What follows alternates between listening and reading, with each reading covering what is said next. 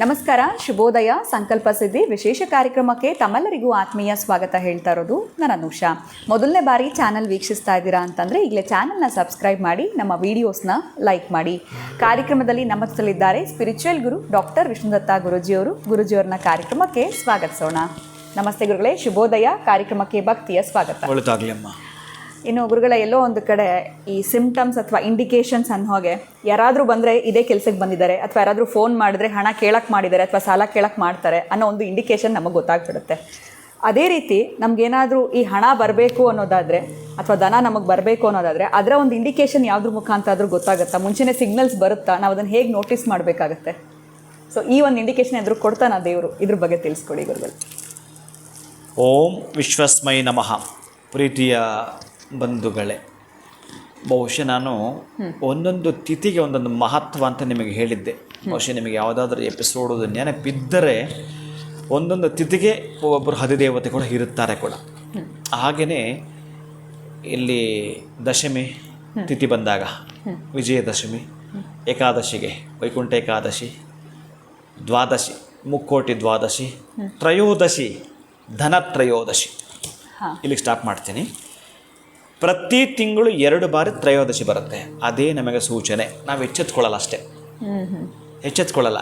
ಏನು ತ್ರಯೋದಶಿನ ಎಂತನ ಗೊತ್ತಿಲ್ಲ, ಏನೋ ಒಂದು ಪೂಜೆ ಮಾಡ್ತಾರೆ ಹೋಗ್ತಿರ್ತಾರೆ. ಅಂದರೆ ಅಮಾವಾಸ್ಯೆ ತ್ರಯೋದಶಿ ಆದಮೇಲೆ 2 ದಿನಕ್ಕೆ ಬರುತ್ತೆ.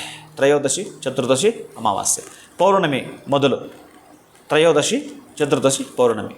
ಹೀಗೆ ತಿಂಗಳಲ್ಲಿ 2 ತ್ರಯೋದಶಿಗಳು ಬರುತ್ತವೆ.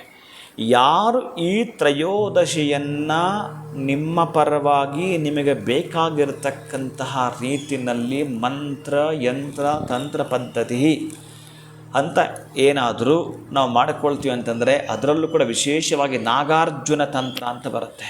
ಅದು ಅದ್ಭುತ.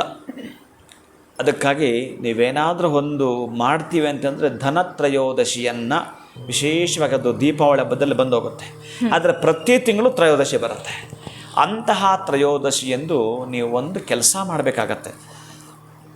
ನಿಮ್ಮ ದೇವರ ಮನೆಯಲ್ಲಿ ಏನು ನೈವೇದ್ಯ ಮಾಡ್ತಾರೆ, ಏನು ಹೂವು ಇಡ್ತಾರೆ ಗೊತ್ತಿಲ್ಲ.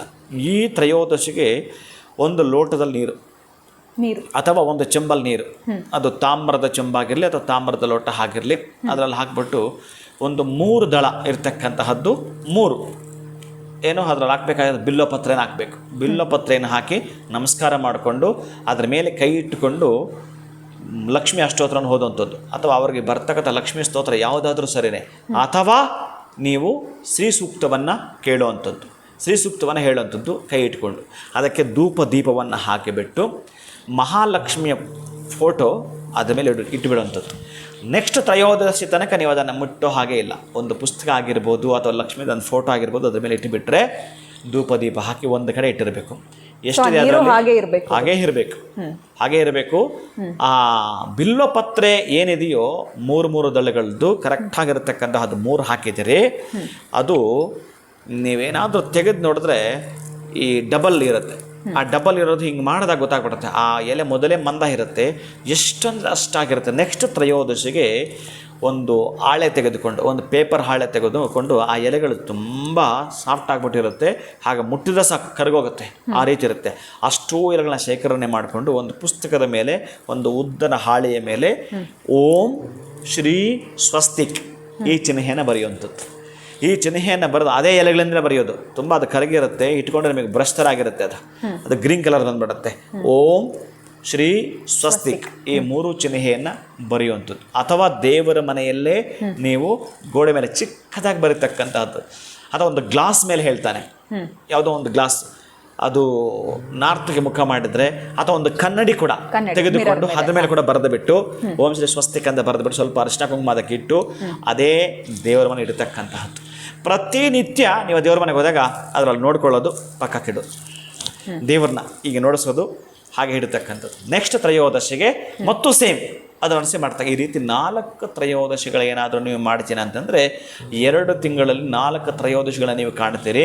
ಧನತ್ರಯೋದಶಿ, ನನಗೆ ನಾನಿರ್ತಕ್ಕಂತಹ ತೊಂದರೆಯಿಂದ ಹೊರಗೆ ಬರಬೇಕು, ನನಗೆ ಧನವೇ ಎಲ್ಲದಕ್ಕೂ ಮುಖ್ಯ ಮೂಲ ಆಗಿದೆ ನನ್ನ ಬದುಕಲ್ಲಿ, ಅದಕ್ಕಾಗಿ ನನಗೆಲ್ಲವೂ ಇದೆ. ಆರೋಗ್ಯ ಭಾಗ್ಯವನ್ನು ದೇವರು ಕೊಟ್ಟಿದ್ದಾನೆ, ಆಯುಷ್ಯ ಭಾಗ್ಯವನ್ನು ದೇವರು ಕೊಟ್ಟಿದ್ದಾನೆ, ಐಶ್ವರ್ಯ ಭಾಗ್ಯ ನನಗೆ ಬೇಕು. ಹಾಗಾಗಿ ಈ ತ್ರಯೋದಶಿಯನ್ನು ಧನತ್ರಯೋದಶಿಯನ್ನಾಗಿ ನನಗೆ ಮಾಡಿಕೊಡು ಅಂತ ಹೇಳಿ ಮಂಗಳಪ್ರದವಾಗಿರತಕ್ಕಂಥ ಸ್ತೋತ್ರವನ್ನು ಹೇಳ್ತಕ್ಕಂತಹದ್ದು, ಪಾರಾಯಣ ಮಾಡ್ತಕ್ಕಂಥದ್ದು, ಓಂ ಶ್ರೀ ಸ್ವಸ್ತಿಕ್ ಚಿಹ್ನೆಯನ್ನು ಬರೆಯುವಂಥದ್ದು.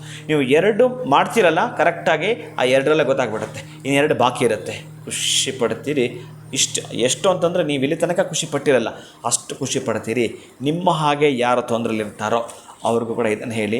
ಓಂ ಶ್ರೀ ಸ್ವಸ್ತಿಕ್ ಅನ್ನೋದೇ ನಿಮ್ಮ ಮನೆಗೆ ಐಶ್ವರ್ಯದಕ್ಕಿ ಮಹಾಲಕ್ಷ್ಮಿಯನ್ನೇ ಕಳಿಸಿಕೊಟ್ಟ ಹಾಗೆ ಅಂತಹ ಫಲವನ್ನು ತಾವು ಪಡ್ಕೊಳ್ತೀರಿ. ಖಂಡಿತ ಗುರುಗಳೇ, ಎಲ್ಲೋ ಒಂದು ಕಡೆ ಸಿಂಪಲ್ಲಾಗೆ ನೀವು ತಿಳಿಸ್ಕೊಡ್ತೀರಾ. ಇನ್ನು ತಿಂಗಳಲ್ಲಿ 2 ತ್ರಯೋದಶಿ ಬರುತ್ತೆ. ಸೊ 1 ತಿಂಗಳಲ್ಲೇ ನಮಗೆ ರಿಸಲ್ಟ್ಸ್ ಅನ್ನೋವಂಥದ್ದು ಸಿಕ್ಬಿಡುತ್ತೆ ಅಂತ ಹೇಳಿದ್ರಿ. ಭಾಳ ಉತ್ತಮವಾಗಿತ್ತು ನೀವು ತಿಳಿಸಿದಂಥದ್ದು. ಧನ್ಯವಾದಗಳು ತಮಗೆ. ನಮಸ್ಕಾರ. ಹರೇ ಶ್ರೀನಿವಾಸ.